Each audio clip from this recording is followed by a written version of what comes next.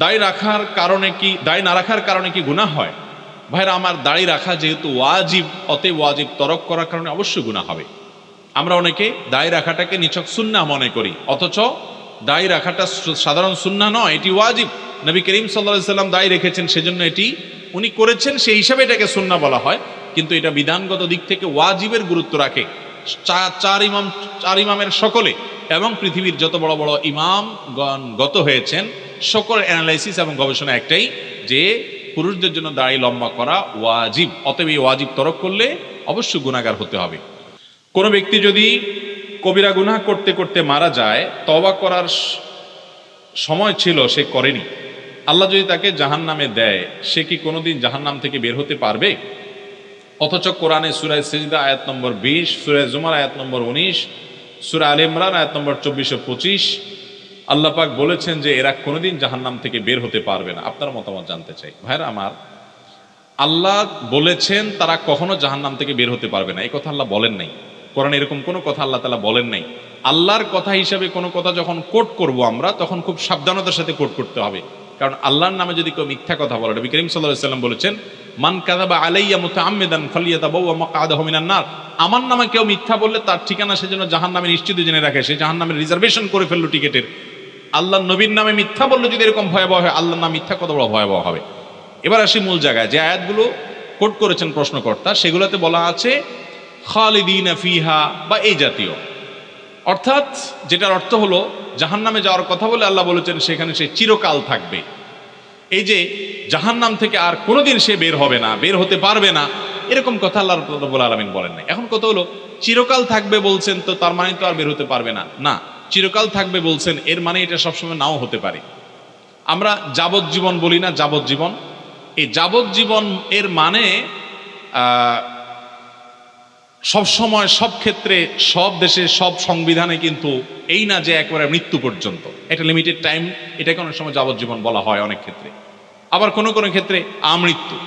তো নবী করিম সাল্লাল্লাহু আলাইহি সাল্লামের হাদিসে, কোরআনে কারীম বিভিন্ন আয়াতে বিভিন্ন অপরাধী যারা কবিরা গুনাহে লিপ্ত হবে, তাদের চিরকাল জাহান্নামে থাকার কথা বলা হয়েছে। এখানে চিরকাল বা আজীবন জাহান্নামে থাকার মানে একেবারে অনন্ত অসীমকাল কোনোদিন বের হতে পারবে না, এই ব্যাখ্যা মুসলিম স্কলার যারা ছিলেন নবী করিম সাল্লাল্লাহু আলাইহি সাল্লামের যুগ থেকে আজও পর্যন্ত, প্রায় সমস্ত মুসলিম স্কলারদের ব্যাখ্যা একটাই, সেটা হলো এখানে তারা কোনোদিনই বের হতে পারবে না, এ উদ্দেশ্য না। আহলুস সুন্নাহ জামাতের বিশ্বাস, আকীদা এটা না।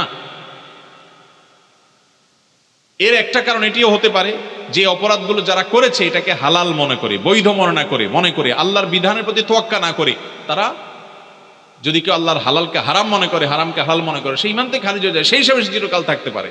বাট অপরাধ করেছে, অপরাধের বোধ ছিল, অপরাধ বোধ থাকার পরও সে স্থায়ী জাহান্নামী হবে না। নবী করিম সাল্লাল্লাহু আলাইহি সাল্লাম থেকে অসংখ্য হাদিস বর্ণিত হয়েছে। বুখারীর একটা হাদিস শুধুমাত্র উল্লেখ করি। নবী করিম সাল্লাল্লাহু আলাইহি সাল্লাম সর্বশেষ জাহান্নাম থেকে বের করা মানুষের কথাও হাদিসে বলেছেন, যে কিভাবে তাকে বের করা হবে তার দৃশ্য পুরা চিত্রায়ন করেছেন নবী সাল্লাল্লাহু আলাইহি সাল্লামের হাদিসে। অতএব বোঝা গেল জাহান্নামে একবার গেলে চিরকাল জাহান্নামে থাকবে, এই বিশ্বাসী হলো আহলুস সুন্নাহ জামাতের বাইরের কিছু সম্প্রদায়, মুতাজিলা সম্প্রদায়।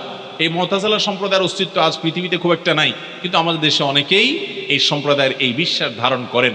কোরআন বুঝতে হবে সাহাবায়ে কেরামের বুঝ অনুযায়ী, ব্যাখ্যা অনুযায়ী, নবী সাল্লাল্লাহু আলাইহি ওয়াসাল্লামের ব্যাখ্যা অনুযায়ী, সালাফে সালেহিনের ব্যাখ্যা অনুযায়ী। সেখানে ইসলামের ইতিহাসে 1400 বছরের যুগে সকল উলামায়ে কেরাম যে ব্যাখ্যা বুঝলেন, আমরা যা বুঝলেন, আমরা তার ভিন্ন কিছু বুঝলে সেটা কল্যাণের চাইতে অকল্যাণ বেশি হতে পারে এবং বিভ্রান্তির দিকে নিয়ে যেতে পারে। আমি একজন জেনারেল শিক্ষিত যুবক, রাস্তা বের হলেই চোখের জেনা হয়ে যায়, নিজের চোখকে কিভাবে হেফাজত করতে পারি? ভাইরা আমার, এই যুগে যদি সবচেয়ে বেশি গুনাহ হয় পরিমাণে যে পাপটা, এটার কথা আমরা বলি, তাহলে সবার আগে চলে আসবে এই পাপটা। মুখ দিয়ে একসময় মানুষ অনেক পাপ অপরাধ করত, সোশ্যাল মিডিয়ার কারণে এবং নানা কারণে এখন মানুষ সবচেয়ে বেশি পাপ করে যেটি, সেটা হলো এই চোখের জেনা, চোখের গুনাহ। নবী সাল্লাল্লাহু আলাইহি সাল্লাম বলেছেন, জেনাল আইনি আন-নাজর, চোখ দিয়া হারাম অপাত্রে দৃষ্টিপাত করাটা, এটা হলো চোখের জেনা, চোখের গুনাহ। এটা আমাদের সমাজে এত, আমাদের সারা দুনিয়াতে এত বেশি পরিমাণ হয় যে সারা দিনে শত শত অগণিত বার করে ফেসবুক স্ক্রল করতে করতে, 10 মিনিট ফেসবুক স্ক্রল করলে শত শতবার চোখের জেনা হয়ে যায়। ভিডিও ফুটেজে অশ্লীল দৃশ্য, অশ্লীল ছবি, ফুটেজ, বিভিন্ন জিনিস দেখে চোখের জেনা আমরা লিপ্ত হয়ে যাই। ভাইরা আমার, এত হাজারবার এই গুনাহটা হয়ে থাকে। এখন কথা হলো, বাঁচবো কিভাবে? ভাই এটা থেকে বাঁচার জন্য এক নম্বর কথা হলো, যেই জায়গায় গেলে আমার চোখের জেনা থেকে বাঁচতে পারি না ওই জায়গাগুলোকে যথাসম্ভব অ্যাভয়েড করা, যতটুকু সম্ভব। যে আমি জানি অমুক জায়গায় গেলে আমি বাঁচতে পারবো না, আমি কোনো খেলা যদি দেখতে যাই টেলিভিশন স্ক্রিনে, তাহলে সেক্ষেত্রে এই খেলা দেখতে গেলে প্রতি মুহূর্তে মুহূর্তে অ্যাডভার্টাইজ যেমন আসবে, বিভিন্ন অশ্লীল দৃশ্য আসবে চোখের সামনে, আমি চাইলেও বাঁচতে পারবো না, তাহলে আমাকে এটা থেকে অ্যাভয়েড করতে হবে। অর্থাৎ যেই জায়গায় গেলে আমি চোখের জেনা থেকে বাঁচতে পারবো না ওই জায়গা থেকে সরে আসতে হবে। আল্লাহ বলেছেন ওয়ালা তাকরাবুজ জিনা, জেনার কাছেও যেও না, কারণ আল্লাহ জানেন জেনা এমন একটা অপরাধ, এটার কাছাকাছি গেলে মানুষ পতিত হয়, এই জন্য বলছেন কাছেও যেও না। এই জন্য এ ধরনের জায়গাগুলোতে দূরে থাকতে হবে। যারা ফেসবুকে চোখের হেফাজত করতে পারছেন না, প্রয়োজনে ফেসবুক ছেড়ে দিবেন কিছুদিনের জন্য বা লং টাইমের জন্য, বা একসাথে স্থায়ীভাবে। অথবা আপনি নিয়ন্ত্রণ করেন যে পেজ, যে আইডি, যে সমস্ত গ্রুপ থেকে এই সমস্ত বাজে জিনিস আছে সেগুলো আনফলো করেন। আস্তে আস্তে আপনি ফিল্টার করতে করতে একসময় দেখবেন আপনার প্রোফাইলে বা আপনার ওয়ালে, আপনার নিউজ ফিডে তেমন খারাপ কিছু আর আসছে না ইনশাআল্লাহ।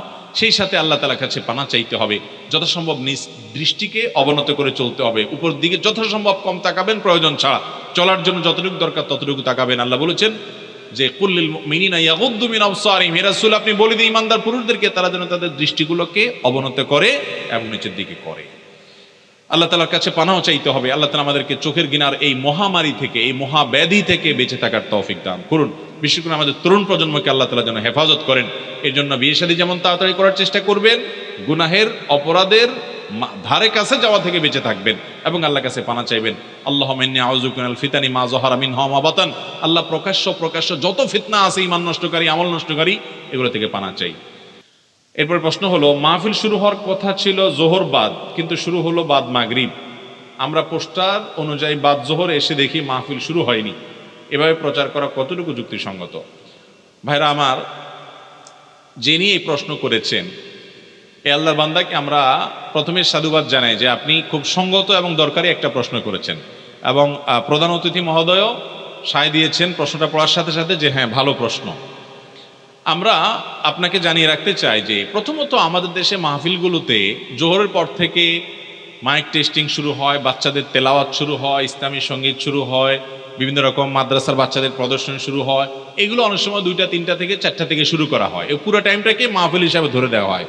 কিন্তু আমি আজকের এই মাহফিলের আয়োজক ভাই যারা আছেন, ওই মাদ্রাসার যারা পরিচালক আছেন, ওনাদের সাথে এবং স্থানীয় মুরব্বীদের সাথে মত বিনিময় করছিলাম এবং ওনাদেরকে আমি অনুরোধ করেছি যে আমরা অনেক জায়গায় এখন এই কালচার শুরু করে দিয়েছি যে আলোচকের আলোচনার সময় লিখে দেয়া হোক পোস্টারে যে এতটা থেকে এতটা পর্যন্ত আলোচনা করবেন, তাহলে সেক্ষেত্রে মানুষ জানবে যে উনি এই টাইমে আসছেন। এবং বক্তারাও অনেক সময় দেখা যায় টাইম ঠিক রাখে না, 9টার কথা বলে 11টা বাজে আসে, তো যার কারণে দেখা যায় যে মানুষ অনেক সময় বসে থাকতে হয়। এটা তো খুব দরকারি কথা এবং প্রয়োজনীয় প্রশ্ন, যেখান থেকে আমরা শিখবো কথা ঠিক রাখা, কথা রক্ষা করা, ওয়াদা রক্ষা করা। সেখানে যদি এটা হয় তাহলে মানুষ শিখবে কোত্থেকে? অতএব আয়োজক, আলোচক, শ্রোতা আমাদের সবাইকে দায়িত্বশীল আচরণ করতে হবে। আমি বিশেষ করে যারা মাহফিল আয়োজন করেন, অনলাইনে হয়তো অনেকে শুনছেন দেখছেন, সবার কাছে আমার উদাত্ত আহ্বান থাকবে, প্লিজ আপনাদের পোস্টারগুলোতে অবশ্যই বক্তার নামের পাশে টাইম লিখে দিন এবং বক্তাকে জানায় দেন যে ভাই আপনার কিন্তু টাইম এটা। অনেকে বলে যে ভাই গভীর রাতে বক্তা না উঠালে শ্রোতা পাওয়া যায় না। আমি তো আজকে একটা মাহফিল করলাম আপনার মির্জাপুরে, মাগরিবের পরে পুরো প্যান্ডেলের কোথাও পাওয়া রাখার জায়গা ছিল না, টয়টম্বুর মানুষ ছিল। আলহামদুলিল্লাহ কোনো কমতি ছিল না, কারণ পোস্টারে খুব বড় করে লেখা ছিল যে আমার আলোচনার সময় হলো মাগরিব থেকে এশা, স্পষ্ট লেখা ছিল এবং মাইকিং করেছেন ওনারা ওইভাবে। আলহামদুলিল্লাহ মানুষ চলে আসছে।